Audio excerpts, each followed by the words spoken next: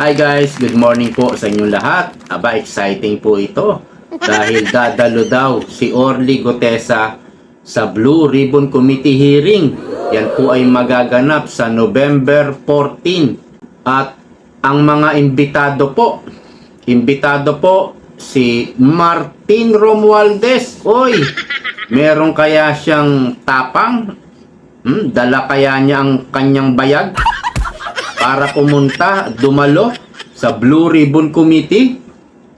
I don't think so. I don't think so. Kung ang mag-iimbestiga lang sa kanya si Lacson, si Soto, si Erwin Tulfo, si Rapi Tulfo, si Risa Hontiveros, baka dumalo pa yan, no? I don't think so. Pero andyan po sila, Marcoleta, si Jinggoy Estrada, si Bato, si Bongo, Robin Padilla. Hindi po yan dadalo. Nako po. Imbitado rin si Saldico. Kahit po virtual or via Zoom. No? Pwede naman kasi yun. Kung saan man siya nandoon, nasa Madrid o kung nasaan ba siya, nasa Espanya, iniimbita daw po at pwede naman virtual. At imbitado rin yung 17 na congressman na pinangalanan ng mga diskaya. Ewan ko kung dadalo dahil meron daw legislator courtesy dahil kapwa sila kapwa sila mambabatas eh. So hindi natin alam kung mga dadalo yan.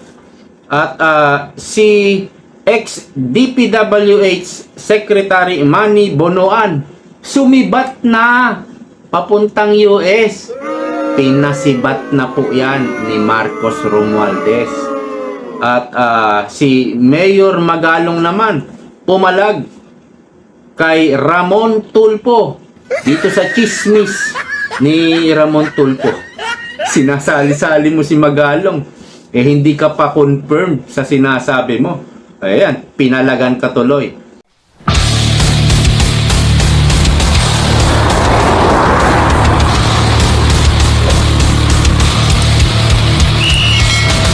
So, dito po sa report ng News 5, ayon po kay Mike Defensor sa programang Historicon ng One News,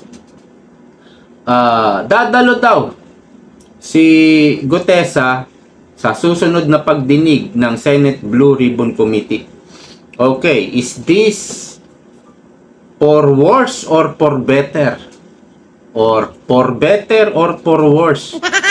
Kasi hindi natin alam, no, kung buo na yung kanilang script. Hindi rin natin alam kung baka tinakot ito na bayaran si Gutesa. I don't think so dahil bilib na bilib yung mga yung mga kasamahan ni Orly Gutesa sa pagka-Marines ni Gutesa. So hindi siguro mababayaran 'yan. Ang problema diyan kung takutin. Marami pamamaraan po ng pagtakot eh. Kaya po hininto yung hearing na 'yan. Baka sakali makausap nila si Gutesa, kung ano man gawin, lahat ng paraan para bumaliktad lang. Pag bumaliktad, ligtas na si Tamba. Ganyan po iyan. Ngayon, kung a-attend po itong mga congressman, si Tamba, Saldico, at yung 17 congressman, is this for better or for worse? Baka meron na nga silang script na naluto na nila at ang gagawin ni Lacson, ni Soto, lilinisin itong mga congressman. Wala namang mga hawak na na mga ebidensya. Dapat nandyan din yung mga diskaya dahil diskaya ang nagturo sa mga congressman na yon, 17 congressman. Kaya medyo exciting po itong pag-aabang natin sa November 14. So, abangan po natin yan. At ang kinatatakot ko pa,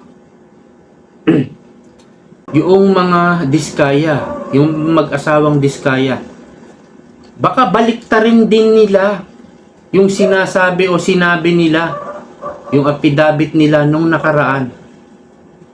Lahat talaga gagawin ito ng mga to Kaya nga hininto yung Blue Ribbon Committee hearing.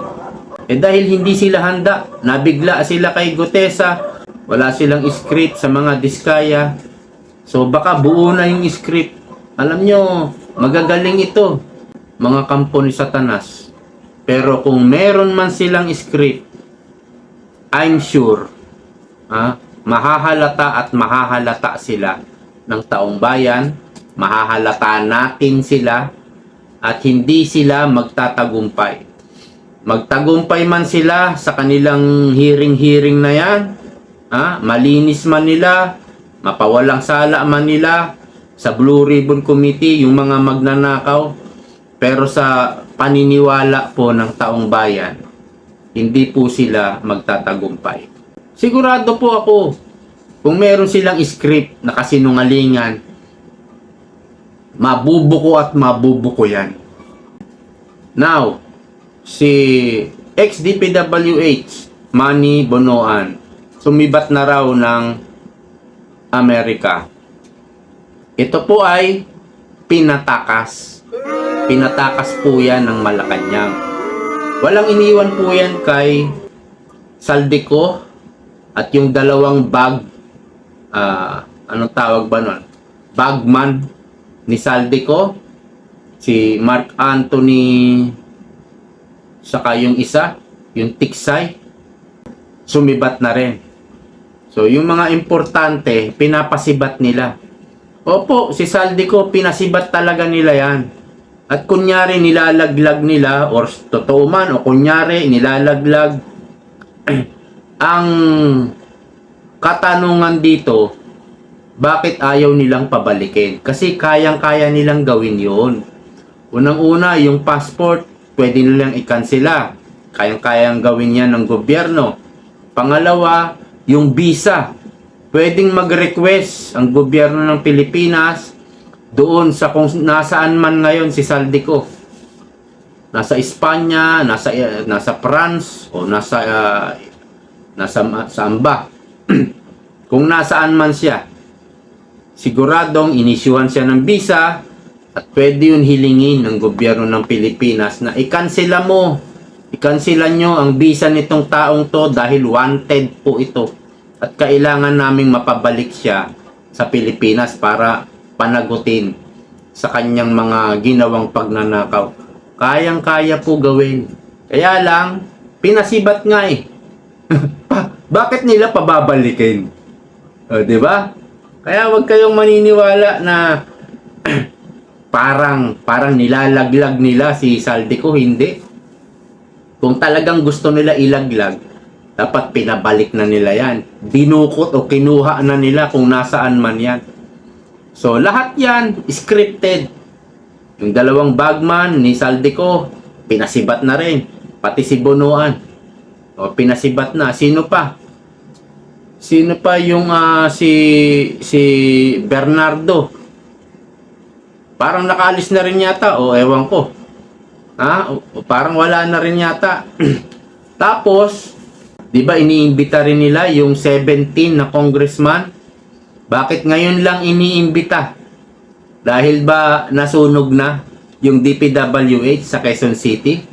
O sinasabi ng DPWH, si Vince Dizon, sabi niya wala daw dokumento na nasunog. Hindi kami naniniwala, Vince Dizon. Imposible yun. Sinadyang sunugin yun bakit susunugin yun? Kung hindi isasama yung mga dokumento, kasama po yung mga dokumento ron. Kaya sunog na po yung ebidensya at hindi lang naman taga Quezon City yung mga dokumento dyan. Wala na po. Kaya ninimbitahan na kasi wala nang ebidensya. Kaya nga tanong natin, is it for better or for worse? Ganun pa man, ano man maging resulta ng hearing nila, mahahalata at mahahalata yan. No?